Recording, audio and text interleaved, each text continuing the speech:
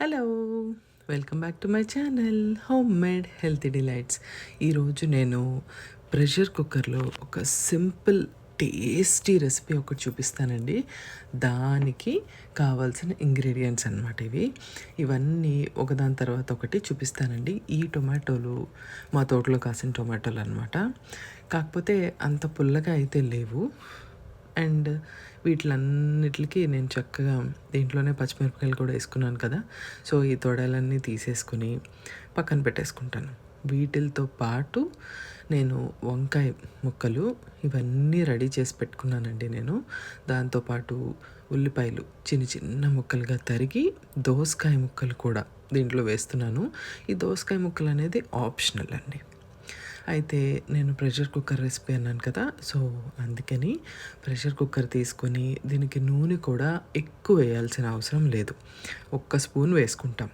వేసేసుకున్న తర్వాత తాలింపుకి జీలకర్ర, ఆవాలు, శనగపప్పు, ఇంకా ఎండుమిరపకాయలు కొంచెం వేసుకుని దాంతోపాటు ఒక 2-4 వెల్లుల్లిపాయ రెబ్బలు అవి కూడా వేసుకొని చక్కగా వేగాక నేను చిన్న చిన్నగా చాప్ చేసి పెట్టుకున్నాను కదా ఉల్లిపాయలు, అవి కూడా వేసేస్తున్నాను. వేసేసి ఒక్కసారి మనం గరిటెతో తిప్పేసుకొని చక్కగా ఇప్పుడు ఈ ఉల్లిపాయలకి ఉప్పు, పసుపు ఇవన్నీ నేను వేసేసుకుంటున్నానండి.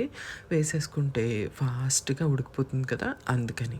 అండ్ అది కాకుండా ఈ కూరకి ఈ ఉల్లిపాయలన్నీ బాగా బ్రౌన్ కలర్గా లేదా లైట్ బ్రౌన్ కలర్గా వచ్చేంత వరకు ఫ్రై చేయాలి అని ఏముండదండి.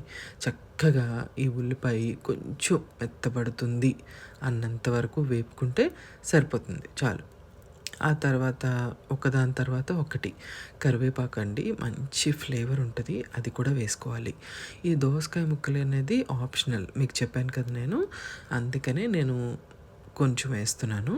వాటితో పాటు వంకాయ ముక్కలు. ఈ వంకాయ ముక్కలు అనేవి రఫ్గా మనం కట్ చేసేసుకుంటే సరిపోతుంది. సన్నగాను పొడుగ్గాను అలా ఏం కాదు. నేనైతే రఫ్గా కట్ చేసేసుకొని నీళ్ళల్లో వేసుకొని పక్కన పెట్టుకున్నాను. అవే ఈ కూరలోకి వేసేస్తున్నాను.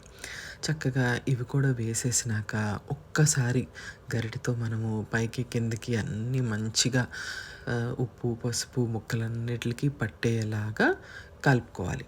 కలిపేసుకున్న తర్వాత నేను ఇప్పుడు టమాటాలండి, పచ్చిమిరపకాయలు, టొమాటోలు కట్ చేసి పెట్టుకున్నాను కదా, అవి కూడా వేసేసుకుంటున్నాను. ఇది పుల్లగా ఉన్న టొమాటోలు అయితే ఇంకా చాలా బాగుంటుందండి. మా తోటలో టొమాటోలకి ఎందుకో అంత పులుపు అయితే రాలేదు. మామూలుగా ఈ కూరకి మామిడికాయ వేస్తామండి. ఆ మామిడికాయ అనేది నా దగ్గర ఉన్నట్టు పేస్ట్ అయినా పర్వాలేదు, ఈ ముక్కలన్నిటితో పాటు మామిడికాయ ముక్కలు వేసుకున్నా కూడా పర్వాలేదు. కరెక్ట్గా చెప్పాలంటే అలానే వేసుకుంటారు. మా దగ్గర ఇలా పేస్ట్ ఉంటుంది కాబట్టి నేనైతే పేస్ట్ వేసుకున్నాను. ఆ మామిడికాయ ముక్కలు కూడా మీ టేస్ట్కి తగ్గట్టు, కొంతమంది పుల్లగా ఉంటే చాలా బాగా ఇష్టపడతారు, సో ఎక్కువ వేసుకోండి, లేదు అనుకుంటే తక్కువ. ఆ తర్వాత కొత్తిమీర అండి.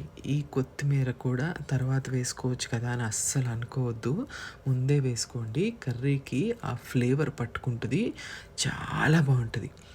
ఇప్పుడు కొంచెం కారము, నేను ఆల్రెడీ పచ్చిమిరపకాయలు వేసాను కాబట్టి చాలా కొంచెమే కారం వేస్తున్నాను. ఇంకా తాలింపులో ఎండుమిరపకాయ కూడా వేసాను, అందుకని చూసుకొని వేసుకోండి.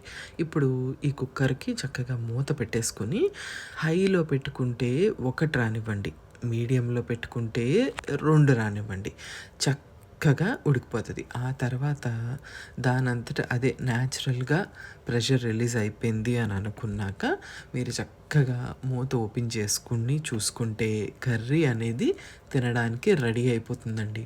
కొన్ని ఏరియాల్లో దీన్ని వంకాయ బజ్జీ అంటారు, మా వాళ్ళైతే వంకాయ మామిడికాయ పులుసు అంటారు. చాలా బాగుంటుంది. మీరు కంపల్సరీ ట్రై చేయండి. ట్రై చేసి నాకు కమెంట్ సెక్షన్లో చెప్పండి. Thank you, bye.